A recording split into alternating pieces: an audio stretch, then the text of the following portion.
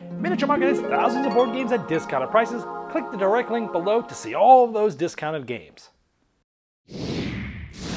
Hello my friends, just back from Gen Con. I'm exhausted, but I want to get these videos out to you right away. I had a chance to play Altered, which was a non-violent trading card game that was recently on Kickstarter that raised $6.7 million and is a very different thing than most CCGs because it's not violent, it's more about exploration and racing as opposed to dwindling people's health, and it's vibrant and it's just, there's a lot of innovative things here. So let me show you at a very high level after playing one game with the Chief Marketing Officer. Thank you, Eric, for teaching me the game so well.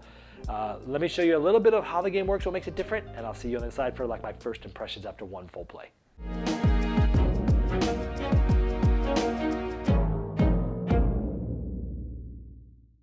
In Altered, there's actually 6 different asymmetrical starter decks that you can buy, and it comes with everything you need to be able to play, and each of them have their own play style, and you'll be building these factions if you want to over time.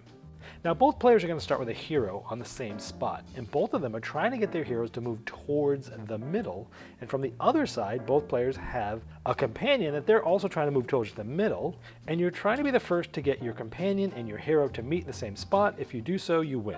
Now there's a currency of mana in the game. In the upper left of the card, it shows you how much mana you spend to get that card out there. And players take turns going back and forth till both pass, and here we can see that my blue hero there is on a green terrain, and if I look at the cards played, the green aspects of those cards add up to 3. So I have a power of 3 there on that green terrain. If I have more than my opponent on the other side, then I'll be able to move to the next closest terrain to the goal. And there's all sorts of different types of cards like landmarks and spells and different ways to use cards. Alright, now before I get to the moment you've been waiting for, I wanted to let you know that Game Toppers upgrades every game you play, and they just launched their 4.5 Kickstarter, which will introduce the new Galactic Mycroft and Watson Game Toppers with interchangeable rail inlays, as well as new game mats, miniature gaming terrain packs, leg kit options, dining covers, accessories, and amazing package deals. Search for Game Toppers on Kickstarter or go to GameToppersLLC.com. Yeah, as I mentioned, thanks to Eric for teaching me this. He's the Chief Marketing Officer for the team that is bringing us Altered. They did have starter decks for sale there, which is kind of cool, those decks. He did a great job teaching me, and I played one full game. So this is basically like a first impressions video. Let's talk about what I liked about it. This game has beautiful, vibrant art. I mean, it just pops off the cards, pops off the table. It's just beautiful. I love the art in this game. I like that it's non-violent. I mean, almost every trading card game out there is about killing or reducing health or something like that, and this is not, and that was fresh to me. I like that it's more about exploration and basically about racing, you know, trying to get your hero and your companion together. First one to do that wins. I like that. I like that there were 6 asymmetric starter decks that you could buy. They had them for sale there. And you could literally just open up the deck. The one I played with was a starter deck, and you could just jump into the game, not worry about deck building, not worry about building the best deck, and just face each other and play. And I like that. It's a great way to learn, and I like that there's 6 different ones that you can get. They all play differently, have different abilities and things like that. I like that what you're trying to do is you're looking at 2 sides of the board, and you're trying to beat the opponent on both of those sides if you can. But each of those have different terrain types. Some of them have all the terrains, depending on where they're at. Some of them might just have one. And so the cards that you play and when you play them matter. You might have cards that are really good on water, but you might be on a spot on that side of the board that's not on water right now. So you want to play those cards on the other side of the board, right? Or maybe you want to hold them back and not use them because some of the cards you can play again next round because they come out of your reserve, but then they fleet, they go away. Like you're only going to get 2 times to use some of these cards unless you have some abilities that change those. So I like that there's different terrain types. You got to play the right cards at the right time on the right side against your opponent. And if they're like, I've got on 3 on mountains here. You're like, well, that's okay.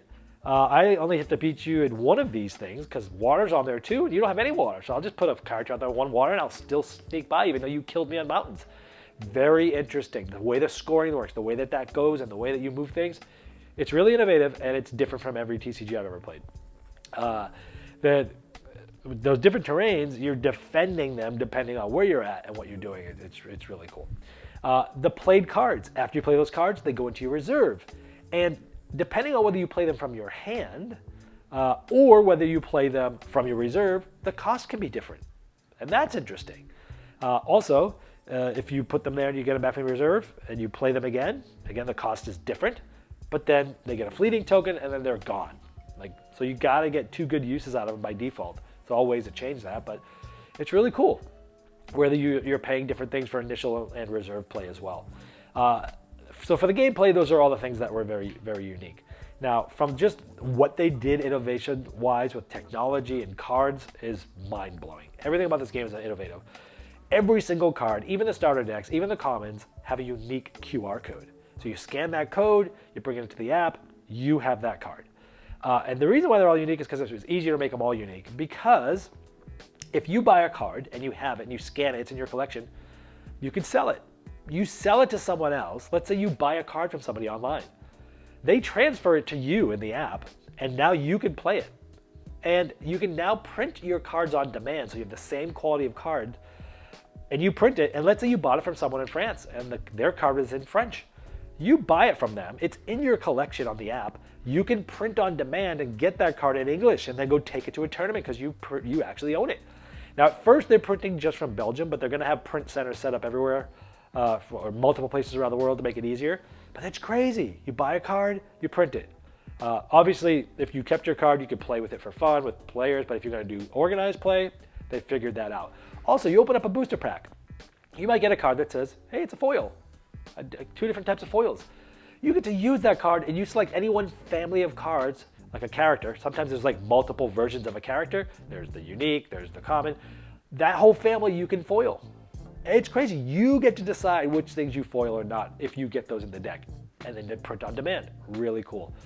The last cool thing is like some of these cards, like this is an asymmetric game. There's 6 different starter decks. There's 6 different factions to start with.